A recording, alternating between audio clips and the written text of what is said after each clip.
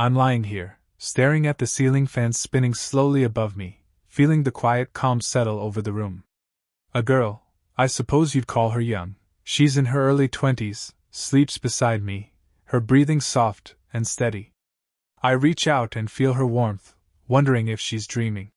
She's everything my ex-wife never was: honest, open, easygoing. And to be clear, I didn't start out wanting any of this.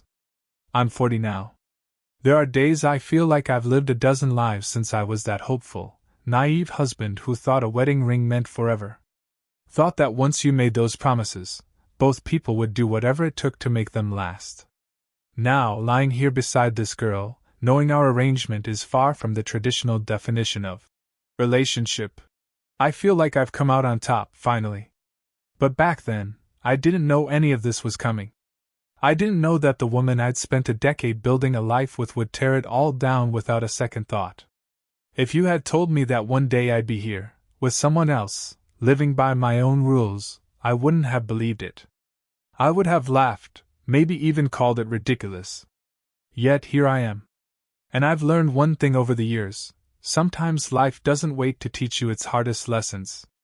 It's like life just shoves the truth at you, raw and ugly, until you have no choice but to open your eyes. For me, it started with a small, creeping doubt. One that grew slowly, quietly, but it never went away. Little things about her that didn't add up, and a gut feeling I couldn't shake. Maybe I ignored it longer than I should have. Maybe if I'd faced it sooner, things wouldn't have ended the way they did. But hindsight is just a cruel joke sometimes. I look over at this girl, her hair spread across my pillow, and wonder what she'd think if I told her the whole story. The story of how I lost everything. Or maybe, how I found it all again. It started small, barely a whisper at first. We'd been married for nearly a decade by then, settled into routines and schedules that felt familiar, comfortable. But something shifted. Maybe it was just the way she started dressing up more often. Not for date nights or special occasions, but for her everyday routine. She was suddenly putting extra effort into her appearance, applying more makeup, taking longer to get ready. At first, I chalked it up to wanting a change. Everyone goes through phases, right? Then she started working late. Once, maybe twice a week at first, claiming she had big projects piling up. I didn't question it. She'd always been dedicated to her job. But then, late, started becoming later. She'd come home well past midnight sometimes, slipping into bed as if she hoped I wouldn't notice. She'd mumble about long meetings, or her boss holding her back, and I'd nod, pretending to be half asleep. But I was wide awake, staring at the ceiling, wondering why I suddenly felt like a stranger to my own wife. Then, there were the texts. I'd catch glimpses of her phone screen lighting up late at night, or early in the morning. Always notifications from unknown numbers, usually with messages she'd quickly swipe away as soon as she noticed I'd seen them. She'd laugh it off if I asked. "Just a work thing," she'd say, or, "You know how clients are, messaging at all hours." And she'd give me that smile, the one she'd perfected over the years, the one that usually put me at ease. But the doubt only grew. One weekend, she mentioned she had a business retreat, out of town, a last-minute thing, she said. No big deal. She packed a small bag, left Saturday morning, and promised she'd be back Sunday night. I didn't think much of it, tried to play it cool. But that Saturday night, alone in our house, the silence got to me. I ended up lying in bed, going over every odd detail from the past few weeks. When I went to grab her laptop, thinking I'd watch a movie to get my mind off things, I realized she'd taken it with her. That was strange. She never took her laptop to these retreats before. And there it was, the first real crack in my trust. I'd spent years believing she'd never hurt me, that we were solid. But that night, for the first time, I wondered, who is she when I'm not around? By Monday morning, I was a wreck. I hadn't slept. I'd spent most of the night tossing and turning, questions running through my head on a loop. She came back that afternoon, looking refreshed, almost glowing. She barely even acknowledged my questions about the retreat, just shrugged and said it was the usual, nothing exciting. The way she brushed it off felt rehearsed, like she'd been practicing that line the whole drive home. But I didn't push her on it. Not yet. I decided I'd play along, act like nothing was wrong, even though the doubt was gnawing at me. I needed more. More than just a hunch, more than a few odd texts and late nights. So, I started paying closer attention. I'd watch her every move. I'd glance at her phone whenever she left it unattended, tried to read her reactions when certain notifications popped up. I started memorizing the way she'd tense up when a text came in or the way her gaze would drift off, her mind clearly somewhere else. I even started casually bringing up our future, asking her where she saw us in 5, 10 years. Her answers were vague, almost disinterested, which only added fuel to the fire. Then one night, while she was in the shower, her phone buzzed on the nightstand. I knew this was crossing a line, but I had to see. I picked it up, my heart racing, and opened her messages. Most of it looked harmless enough, until I came across one from a contact saved only with an initial. J. The text was short, casual, but something about it felt too familiar. "Can't wait to see you again, gorgeous," it read, followed by a winking emoji. My stomach dropped. I felt like I'd been punched. I scrolled up, seeing a thread of messages from Jay, stretching back for weeks, maybe even months. Some of them were suggestive, others just random check-ins. The kind of text you'd send someone you missed. I put the phone down, feeling the room spin around me. I wanted to believe it was a misunderstanding, that I was jumping to conclusions. But deep down I knew. There was no innocent explanation for these messages. I'd seen enough to know that she was lying to me. The woman I'd shared a life with, the person I thought I knew better than anyone else in the world, was hiding something. After that, things changed. It was like a switch had flipped inside me. I stopped giving her the benefit of the doubt, stopped accepting her excuses and pretending I didn't notice the signs. The trust I'd once had was gone, and in its place was this cold, quiet determination. I needed the truth. Not just hints or half-proofs. I wanted undeniable evidence of what she was doing behind my back. I didn't confront her right away. Instead, I became more calculated, almost detached. I began keeping tabs on her schedule, noting down her late nights, her business trips, even the exact times she'd leave the house. And then I did something I never thought I'd do. I hired a private investigator. It felt surreal, like something out of a movie, and a part of me hated myself for stooping this low. But I told myself I had no choice. The investigator, a guy named Tom, had seen it all before. He barely flinched when I laid it out for him. "You just want confirmation?" he asked, his voice steady, almost indifferent. I nodded, swallowing the knot in my throat. He gave me a sympathetic look, told me he'd handle it, and that he'd contact me once he had something solid. It didn't take long. Just a few days later, Tom called and asked to meet. I'll never forget that meeting. It felt like walking into my own execution. We met at a quiet coffee shop, and Tom slid an envelope across the table. "Take your time," he said, but his eyes told me he already knew what was inside. I opened the envelope and pulled out a stack of photos. There she was, clear as day, wrapped in the arms of some guy I'd never seen before. Tall, with slicked back hair and a cocky smirk, the kind of guy she used to roll her eyes at. They were at a restaurant, smiling, leaning in close, his hand on her knee under the table. There were more photos, too, of them holding hands, laughing, even walking into a hotel together.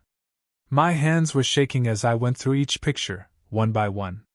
Part of me kept hoping I'd find some innocent explanation, but it was impossible to deny what I was seeing. It was right there in front of me, my wife, with another man, looking happier than she'd been with me in years. I thanked Tom, barely managing to get the words out, and left the coffee shop in a daze. Sitting in my car, the numbness gave way to anger. I'd given her everything, my time, my trust, years of loyalty, and this was how she repaid me. My mind raced with questions, each one more painful than the last. How long had this been going on? Did she ever love me, or was I just a placeholder until something better came along? I sat there, letting the anger and betrayal settle deep inside me. I didn't have a plan yet, but one thing was clear. I wasn't going to just sit back and let this go. After a couple of days of silence, she noticed the shift. I was colder, distant, giving her nothing more than short replies, empty stares. If she felt anything about my change in attitude, she didn't let on. Maybe she thought I was too distracted or stressed with work to notice her affair. But I noticed everything now. One evening, I went to grab a drink after work to clear my head. I ended up at a bar downtown, the type of place she'd never go. I was nursing a whiskey when someone slid onto the bar stool next to me. I looked over, and there she was, Sophie, my wife's best friend. Sophie and I had always gotten along well enough, but we weren't particularly close. She was always around for girls' nights, weekend getaways, all the things I assumed were harmless. But sitting there next to her that night, I realized I'd been wrong.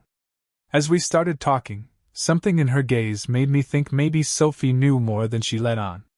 We ordered another round, and she leaned in close, her voice low. "You seem different," she said, her eyes searching mine. "Everything okay with you and Lisa?" I felt a pang of bitterness at her concern, but I played it off, giving a shrug. "Just the usual," I said, a bit sharper than I intended. But something in me wanted to test the waters, to see if she'd admit to knowing anything about Lisa's affair. "Marriage has its ups and downs, right?" She tilted her head, holding my gaze a bit too long. "Yeah, sometimes we get blindsided, I guess," she said softly, her fingers tracing the rim of her glass. And then she looked at me in a way I hadn't expected. Her look wasn't one of pity or curiosity. It was almost inviting. A strange idea crossed my mind, a risky, wild thought, one that didn't quite make sense yet but felt electrifying. Part of me wanted to know if Sophie was just as tired of Lisa's games as I was. I couldn't shake the feeling that she was holding something back. So, as the night went on, I let my guard down, and we kept talking, swapping stories about old times, about people we'd known for years. One drink turned into several, and the walls between us fell away. By midnight, I was walking her to her car, both of us a bit unsteady. She looked up at me, her eyes lingering on mine a little too long, and in that moment, I knew I wasn't imagining things. Before I could stop myself, I kissed her. She didn't pull away, in fact, she kissed me back. And just like that, everything shifted. The kiss that night was the beginning of something I hadn't planned, but once it started, I couldn't pull back. Sophie and I fell into something dangerous, something fueled by both anger and an unspoken understanding. She'd been hurt by Lisa too, in ways I didn't yet fully know, but it seemed like she'd had her own doubts about their friendship for years. And now, we were both stepping over the line together, finding comfort in a mutual betrayal. It didn't take long for things to escalate. The late-night drinks turned into quiet meetups at her place when I knew Lisa was out or away for work. And each time we were together, it felt like another piece of the anger inside me fell away. But it was more than just revenge.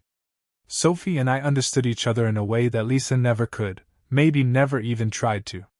There was this one night, a few weeks in, when we were lying in bed, tangled up in each other's arms, both of us still half caught in disbelief at what we'd done.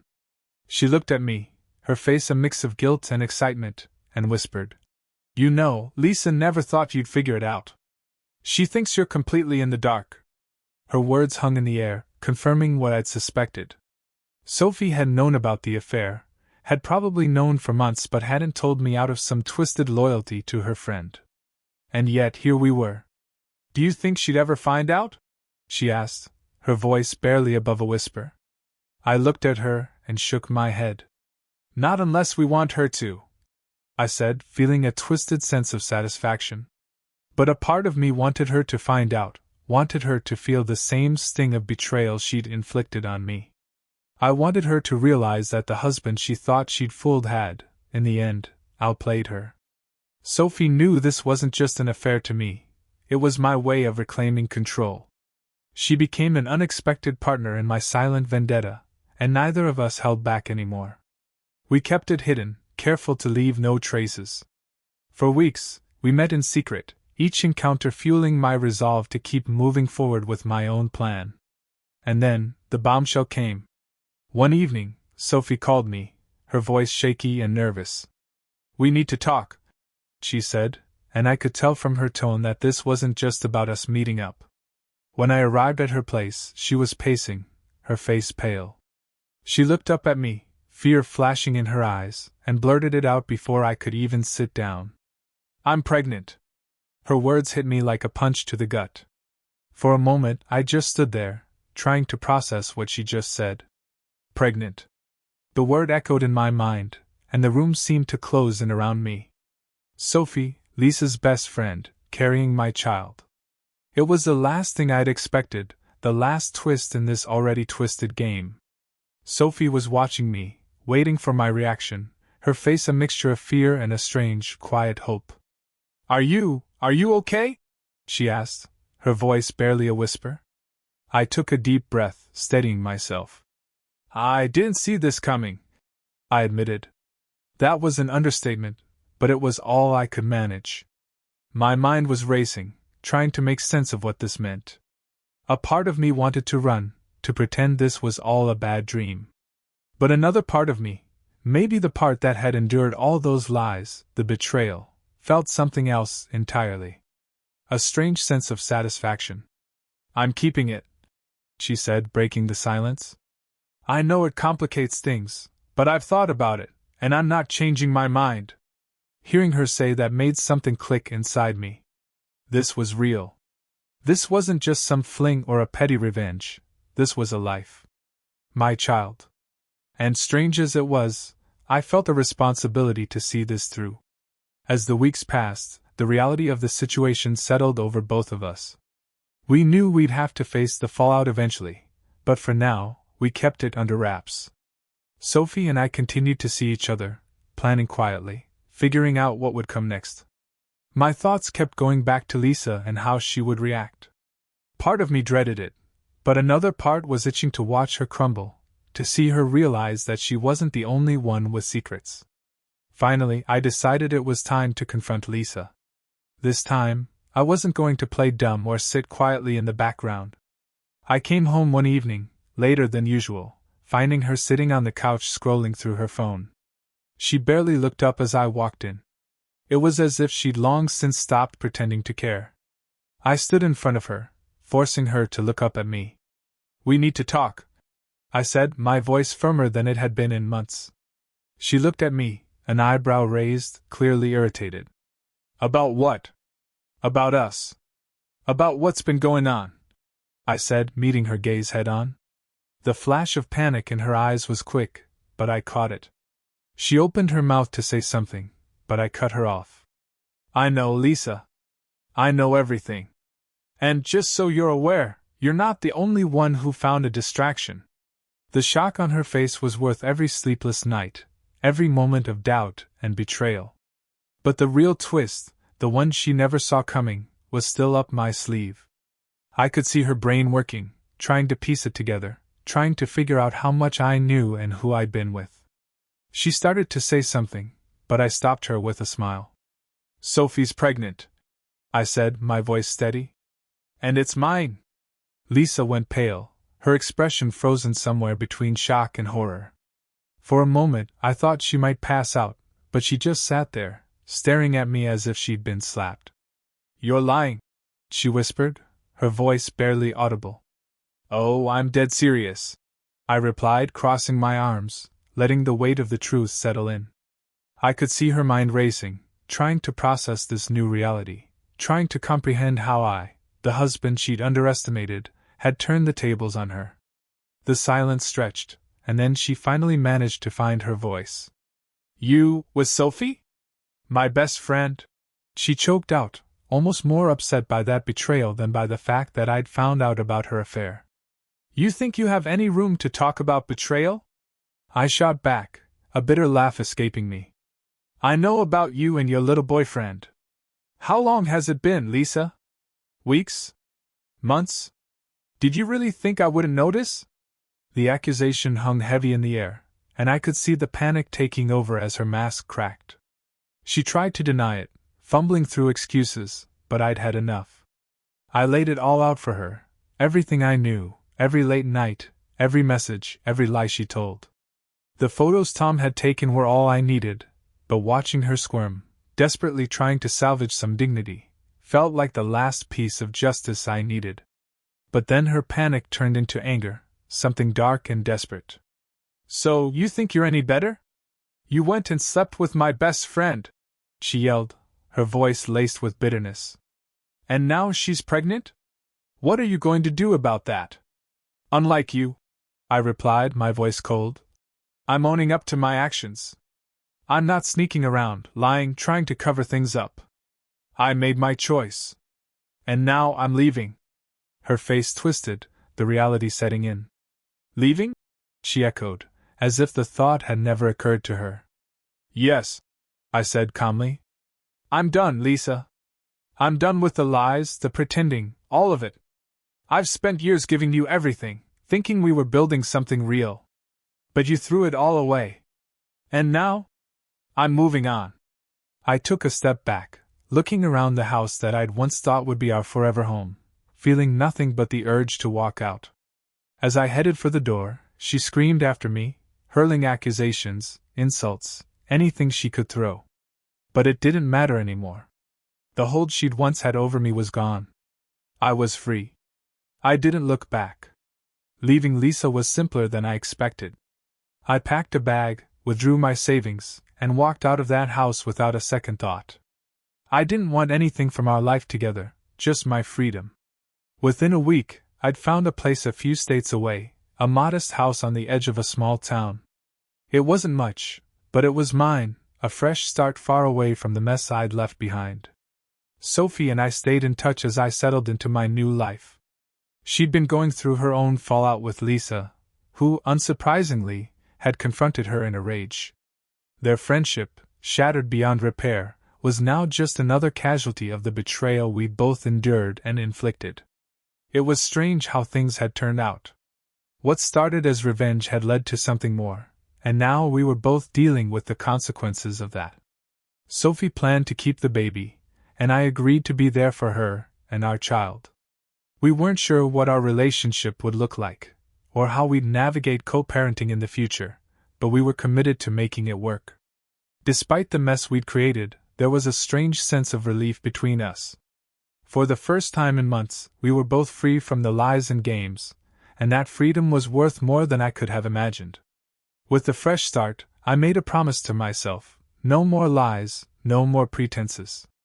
If I was going to rebuild, it would be on my terms. I'd spent so long bending for someone who didn't care enough to give me the same, and I was done living like that. As the weeks went by, I settled into my new life. I focused on work, poured my energy into fixing up the house, and slowly started to feel whole again. It was a quiet existence, but for the first time, I felt like I was living for myself. And in that space, I started to feel happy. Not the forced, trying too hard kind of happiness, but the kind that sneaks up on you when you least expect it. Then, one day at a cafe, I met Sarah. She was younger than me, vibrant, and refreshingly straightforward. There was no agenda, no hidden motives, just two people enjoying each other's company. We began seeing each other casually, and when the topic of relationships came up, I was honest with her. I told her everything, about my past, my divorce, and how I was done with traditional setups. To my surprise, she didn't flinch. She laughed, actually, and admitted she was looking for something different too.